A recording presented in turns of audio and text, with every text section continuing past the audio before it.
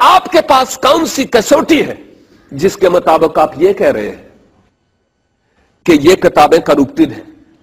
ایک سچا مسلمان ہونے کے لیے قرآنی تعلیمات کو ماننا ضروری ہے، اور اگر میرا دوست تو اچھا مسلمان ہے تو جو کچھ قرآن کہتا ہے کم از کم اس کو تو مان، ورنہ اس طرح سے مسلمانی نہیں ہوتی۔ جب میں اور آگے بڑھتا ہوں تو سورت نمبر 5 ہے 549 5:49، اس میں یہ لکھا ہے کہ اہل کتاب اپنے فیصلے بذات خود کریں۔ اگر اس آخری کتاب یعنی قرآن کے آنے کے بعد فیصلے اس کے مطابق ہوتے تو پھر قرآن میں یہ نہ کہا جاتا کہ اہل کتاب اپنے فیصلے بذات خود کریں۔ سیمی سیمسن چوڑے کا داماد ابراہیم قادری۔ الحمدللہ رب العالمین والصلاۃ والسلام علی سید المرسلین۔ 5ویں سورہ مبارکہ کا آیت 49 کا، جبکہ یہ ہے آیت 47۔ اور چاہیے کہ انجیل والے حکم کریں اس پر جو اللہ نے اس میں اتارا، اور جو اللہ کے اتارے پر حکم نہ کریں تو وہی لوگ فاسق ہیں۔ دین اسلام نے یا مسلمانوں نے کبھی بھی زبردستی نہیں کی۔ اللہ رب العزت نے بھی اس معاملے میں اتنی سختی نہیں فرمائی، اتنا جبر نہیں کیا کہ نہیں جی آپ ہمارے پاس ہو یا ہمارے نزدیک ہو تو آپ کو ہماری ہی شریعت پر چلنا ہوگا۔ یہی کہا گیا کہ آپ اپنے انداز میں کام کریں، آپ عبادات کرنا چاہتے ہیں اپنے انداز میں کریں، آپ جو آپ کی کتابیں ہیں ان کے مطابق عمل کریں۔ اس آیت کا معنی یہ بھی ہے، یہ جو میں آیت مبارکہ جو پڑھ رہا ہوں، اور اس جو آیت مبارکہ میں پڑھ رہا ہوں اس میں آپ کو 2 چیزیں ملیں گی، اور یہ ہے 61 سورہ مبارکہ ہے اور اس کی آیت 6 ہے، یعنی کہ 61:6۔ اور یاد کرو جب عیسیٰ بن مریم نے کہا آئے بنی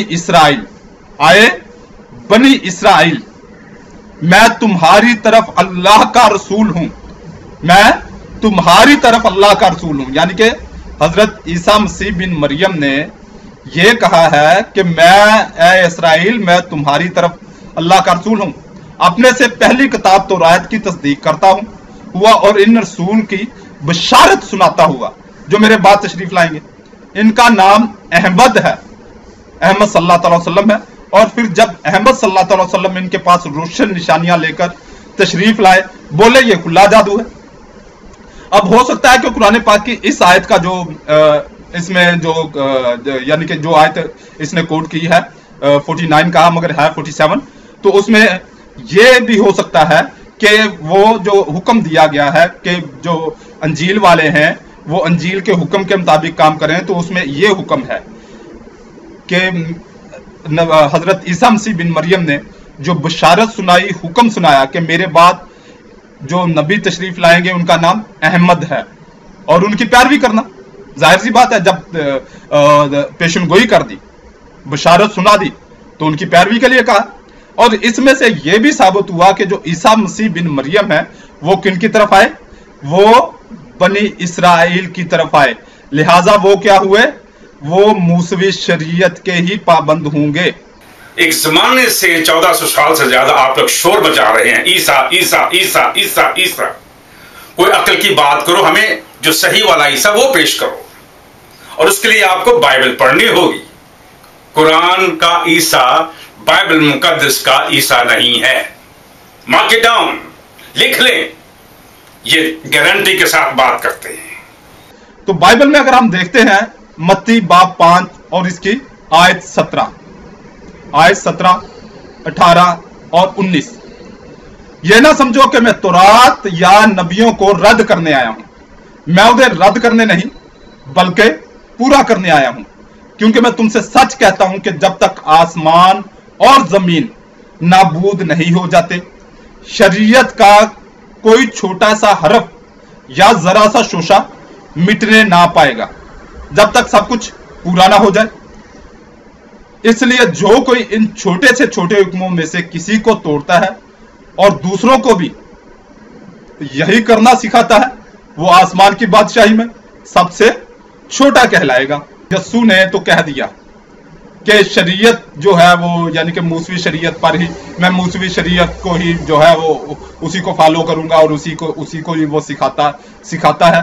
اگر آپ چاروں اناجیل میں دیکھیں یہی کچھ ہے، اور پھر اگر آپ اعمال میں، ایکٹ کی کتاب میں اعمال میں دیکھیں تو وہاں بھی جو اپنا رسولوں کا اختلاف ہے یا شریعت کے بارے میں مجلسیں ہوئی، بعد میں کہیں جا کر وہ شریعت کو کاٹا گیا، یعنی کہ شریعت کو رد کیا گیا، ختنے پر بھی بحثیں ہوئی، یعنی کہ بہت معاملات ہوئے، یعنی شریعت کو ہٹانے میں بہت سارے مسائل سامنے آئے۔ تو اب یہاں دیکھتے ہیں کہ گلتیوں باب 3 اور آیت 10 تا 13 تک۔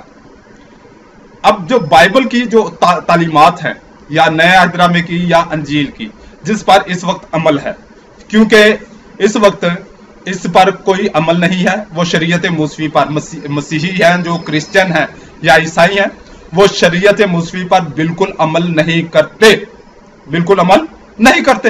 وہ آپ بھی دیکھ رہے ہیں کہ شریعت موسوی پر کوئی عمل نہیں کرتے۔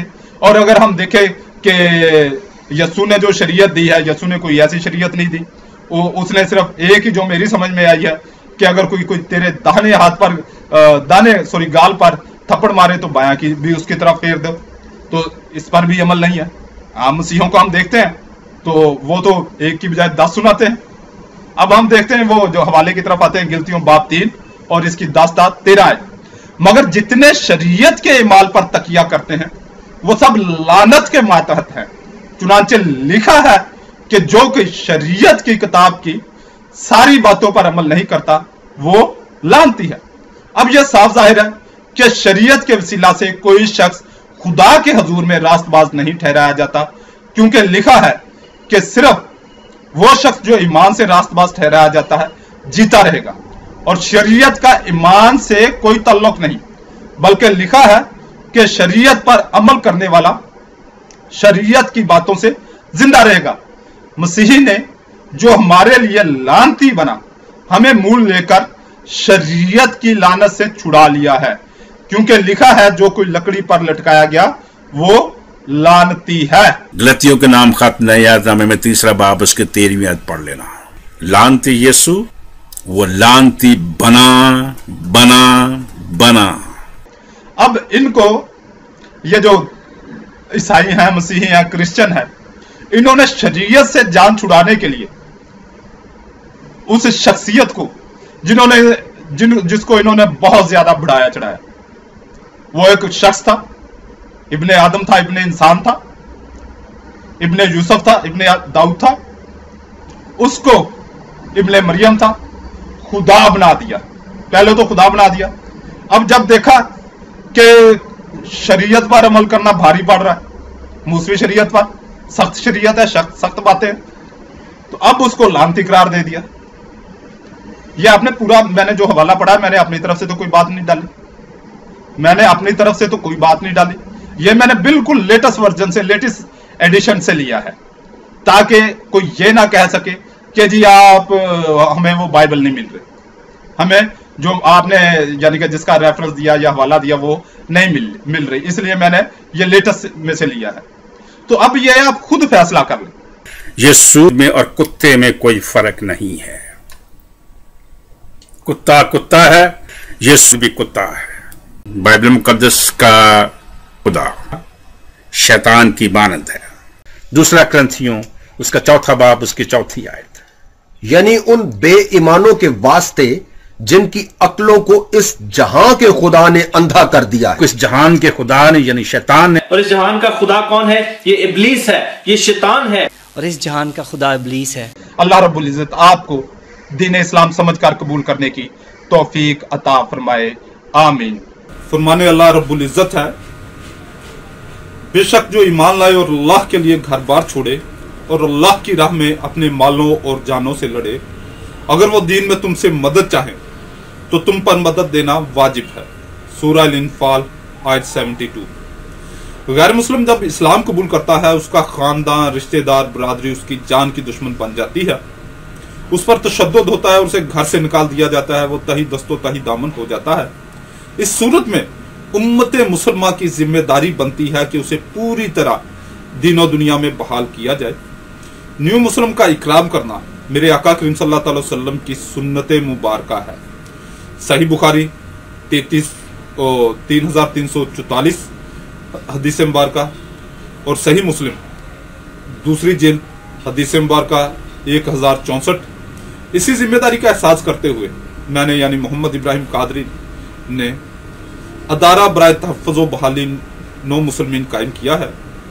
अदारा के मकसद गैर मुस्लिमों में तबलीग करना, न्यू मुस्लिम बहन भाइयों की दीनी तालीम और तरबियत, न्यू मुस्लिम बहन भाइयों के रोज़गार और रिहाइश का बेहतरीन और मुस्तकिल हाल, न्यू मुस्लिम बहन भाइयों की शादी ब्याह और कानूनी मामलात में भरपूर इमदाद इंशाअल्लाह अज़्ज़-व-जल।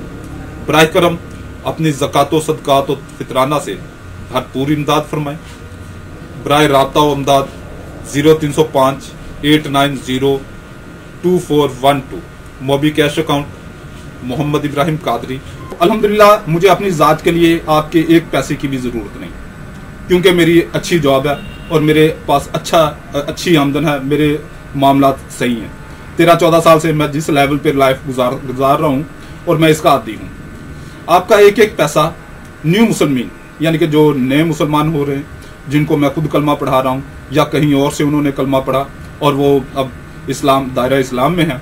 अब एक मुसलमान जब दीन इस्लाम में आता है तो बिल्कुल खाली हाथ होता है, बिल्कुल खाली हाथ। जो उसने सूट पहना होता है वही उसके तन पे होता है और जो उसने जूते पहने होते हैं वही उसके पास होते हैं। वरना जैसे ही वो, अब मैं भी अच्छी फैमिली से बिलोंग करता हूँ, मगर यानी कि स्ट्रॉन्ग रुपये पैसे वाली फैमिली से बिलोंग करता हूँ, मगर जैसे मैंने इस्लाम कबूल किया तही दामन हो गया, तही दस्त हो गया। तो अल्हम्दुलिल्लाह मैंने तो मजदूरियाँ की वगैरह सेट हो गया। तो अब जो न्यू मुस्लिम होते हैं, अब वो बेचारों को स्टैंड करने के लिए, एक न्यू मुस्लिम को स्टैंड करने के लिए पाकिस्तानी रुपयों में 5 लाख रुपए की जरूरत पड़ती है। अल्लाह रब्बुल इज़्ज़त आपको हमारे अदारे को सपोर्ट करने की तौफीक अता फरमाए, और इसके लिए कोई बहुत ज़्यादा भी, जितना आप अफोर्ड कर सकते हैं, अगर आपके पास सिर्फ 100 रुपये आप अफोर्ड कर सकते हैं तो वो भी आप मेरे मोबी कैश अकाउंट में डाल सकते हैं। और ये इत्मीनान रखें कि आपका एक एक पैसा जो है वो न्यू मुस्लिम की फलाह व बहबूद के लिए लगेगा।